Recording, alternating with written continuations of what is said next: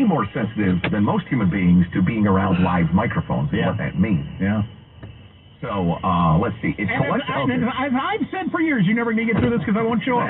Shut up. But as I've said for years, if you believe that they can listen, but they're not, you are a sap. Yes, I would agree. So the microphone is always on, keeps voice IDs to differentiate users, detects coughs, bark, snores, and other sounds. I make all of those noises when I sleep. I bark. I snore. It logs music in. Actually, I just coughed now, but I cut the mic. They'll hear you coughing and try to sell you stuff.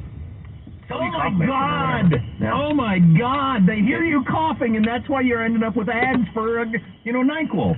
Wow! Logs music and news consumption. They know who's listening to what. They hear the disappointing sounds of sobbing of your wife and realize you need ED medicine. Oh boy! Logs smart home device activity and temperature. Detects presence of people through ultrasound. Wow, but sure, of course they pick up like, okay, there's a kid here. We've identified a child. Here's all the child products that will push your direction. Sure. Wow. Boy, this person's listening to the Armstrong and Getty show. I'll sell them, I don't know. Oh, it's so freaking cold. Oh, damn.